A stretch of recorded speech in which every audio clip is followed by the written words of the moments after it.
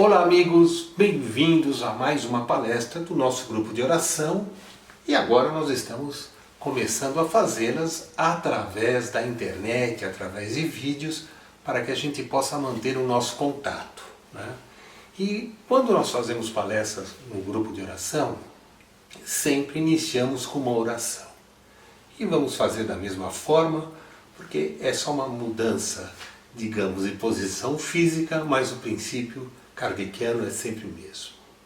Então vou procurar agora uma concentração, vou dar alguns segundinhos para que você aí em casa também se concentre, fechando os olhos, como se nós estivéssemos no grupo, buscando a melhor posição na cadeira, relaxando o corpo e aproveitando para agradecer a Jesus Cristo por essa oportunidade. Sempre que nos reunimos, temos a certeza dos espíritos de luz que acompanham o trabalho daqueles que buscam elevar o pensamento, sua alma, em direção ao plano maior.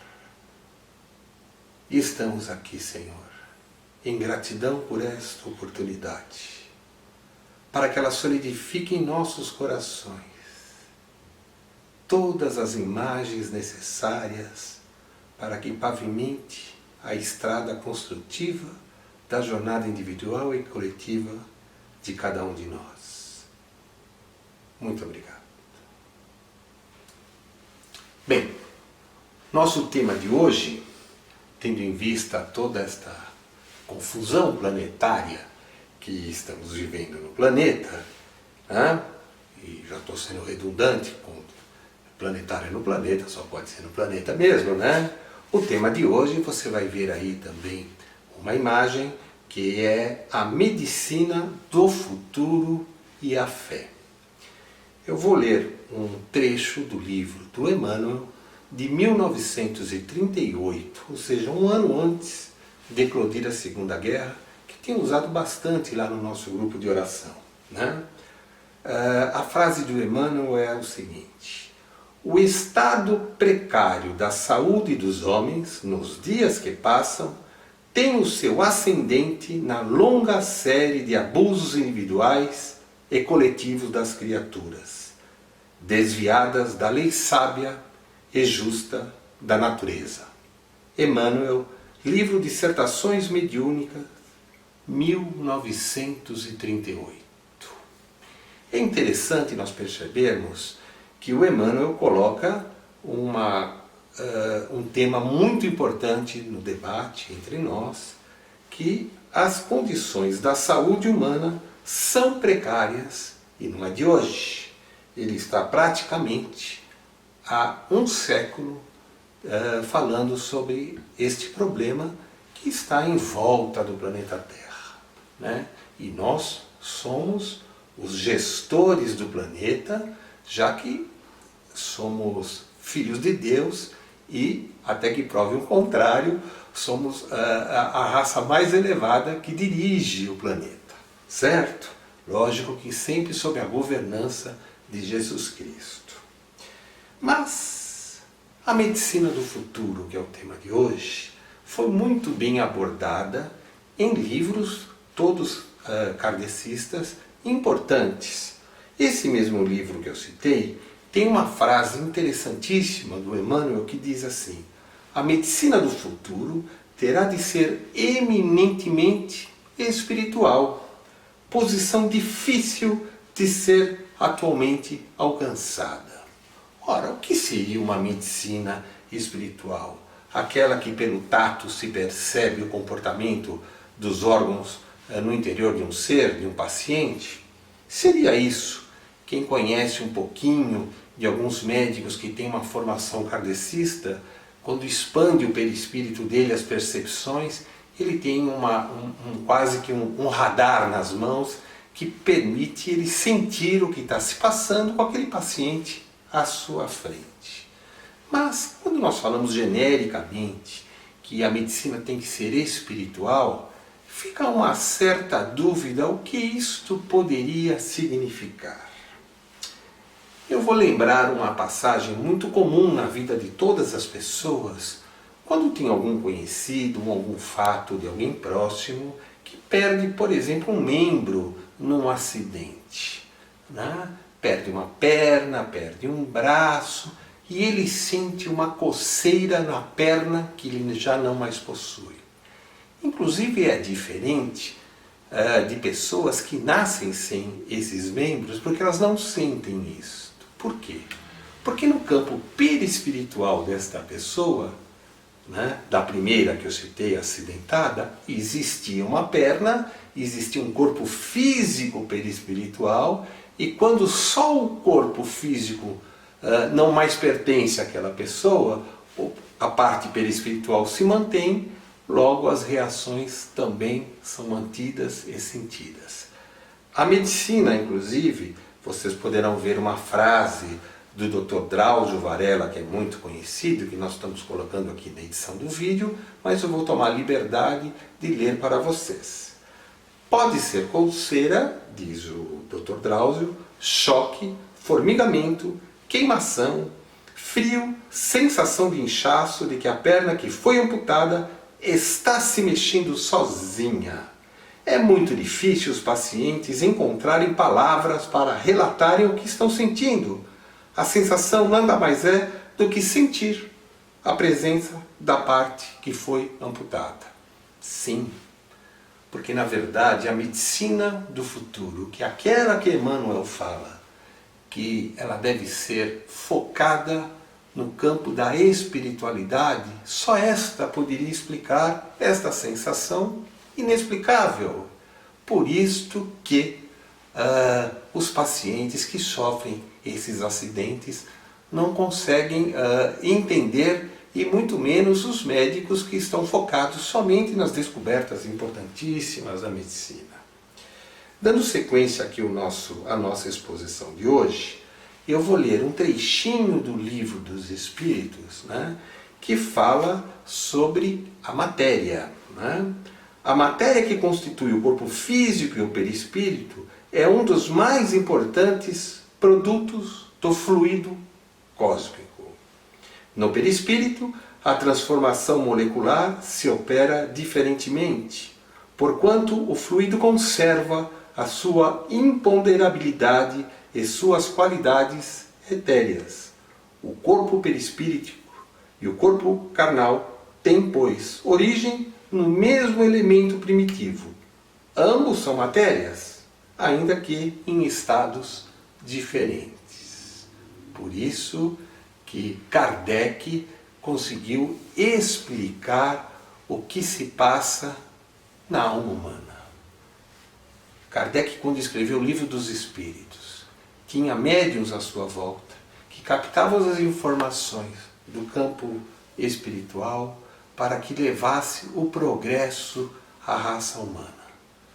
Um século depois, ou meio século depois, Emmanuel dá vazão através dos 400 livros de Chico Xavier, André Luiz e vários autores que colaboraram nesta grande massa de informação, dá essas explicações.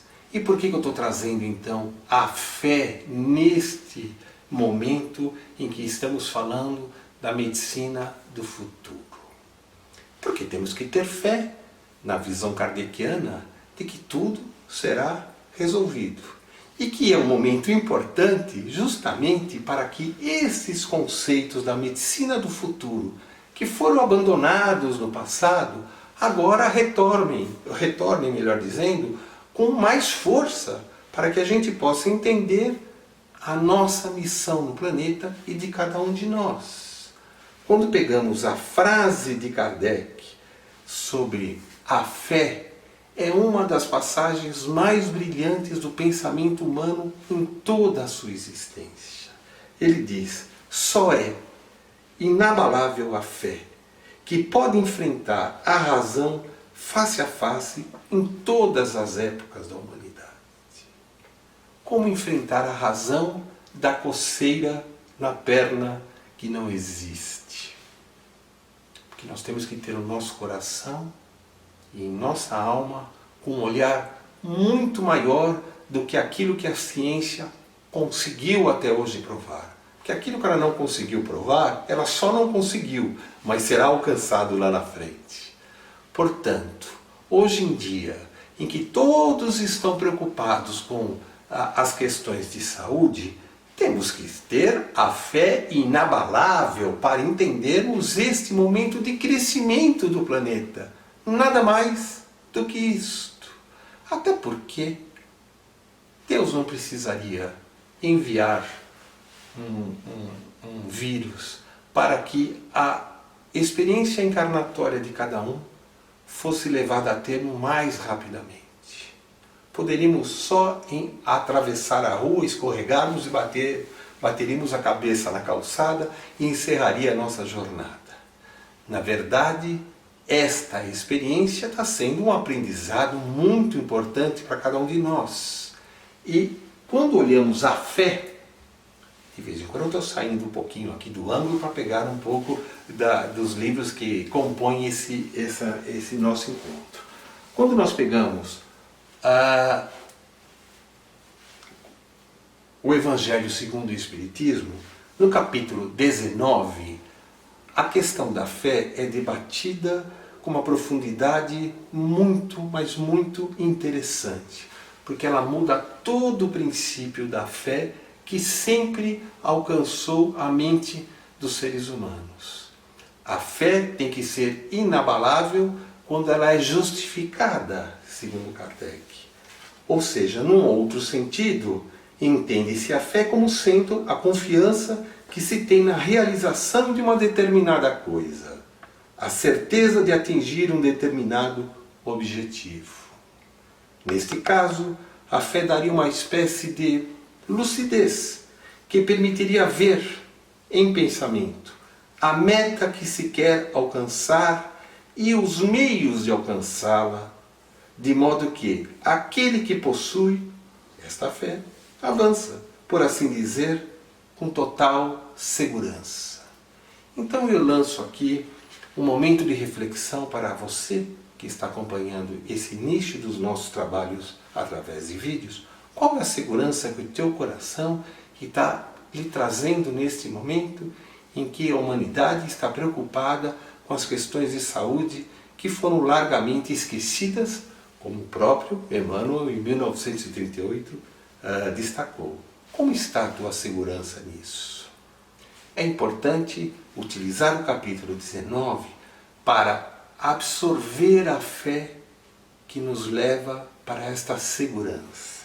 A fé verdadeira, ela é aquela que não se prescreve, o que leva muitas pessoas a acharem que não têm fé, porque elas acham que não nasceram com este atributo, como se isto não fosse um compromisso individual de germinar uma plantinha em nosso coração.